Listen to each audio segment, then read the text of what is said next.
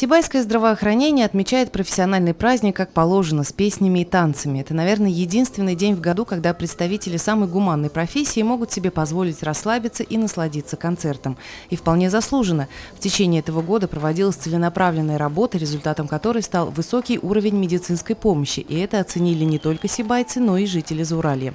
В праздничный день многие незаменимые специалисты получили заслуженные награды: звания «Отличник здравоохранения республики», почетные грамоты администрации, Совета городского округа, Профсоюза работников здравоохранения Республики и Российской Федерации.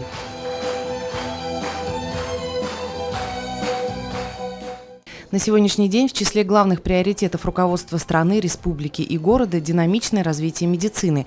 Об этом в своем выступлении сказал и глава администрации Халид Сулейманов. Ведь здоровье людей – национальное богатство, основное условие для высокого качества жизни. Это и есть главный принцип в работе Центральной городской больницы. Нынешний главврач признается, что День медиков занимает в его календаре праздников одно из особых мест. Это праздник всех, кто посвятил себя делу сохранения жизни и здоровья сограждан. Праздник людей самоотверженного труда, высокого профессионализма, милосердных, преданных своей профессии, которые не терпят случайных людей. Ни одна профессия не может сравниться по своей важности и сложности с профессией медицинского работника, требующих всех душевных сил и полной отдачи.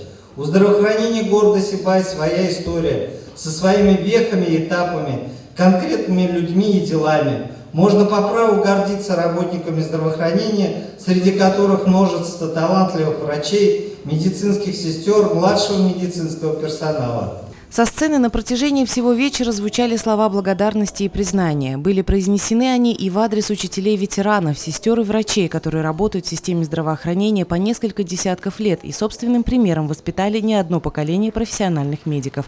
Творческие коллективы города подарили виновникам торжества свои танцевальные и вокальные номера. Алина Полянская, Гуль Хамитова, Азамат Галин, Любовь Карпова, телекомпания СТВ.